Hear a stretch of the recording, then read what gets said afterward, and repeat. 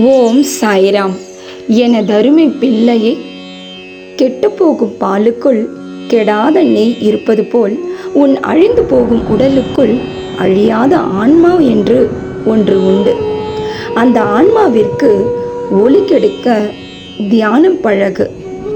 எல்லா துக்கங்களையும் ஒரு பூவிடம் சொல்லி என் பாதத்தில் சமர்ப்பணம் செய்துவிட்டு என் நாமத்தை ஸ்மரணம் செய்து தியானம் பழகு.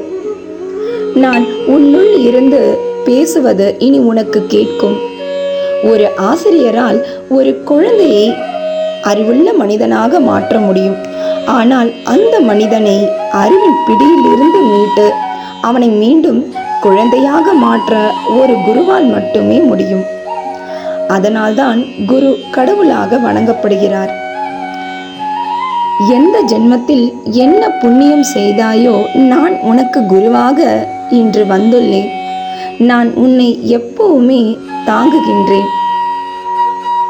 தாயின் கர்ப்பத்தில் தாங்கியதும் நானே. நீ விழித்திருக்கும் போதும் உன்னையே மறந்து உறங்கும் போதும் உன்னை நானே தாங்குகின்றேன். உன்னை கடைசி வரை இப்படியே தாங்குவேன் என் பிரியமான சாய்ப்பிள்ளையே.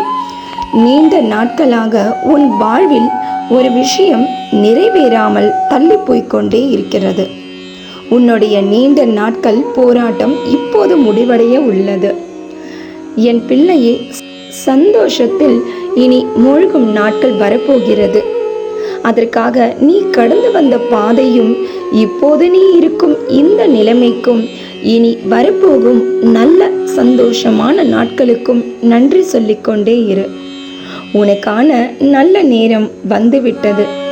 இன்னும் 1 மணி நேரத்தில் நீண்ட நாட்களாக நிறைவேறாமல் நீ போராடிய விஷயம் ஒன்று முடிவடைய உள்ளது. சந்தோஷமாக இரு. இன்றும் என்றும் என்றென்றும் உன் சாயப்பா உன்னருகில். வாழ்க வையகம், வாழ்க வளமுடன். ஜெய் சாய்ராம்.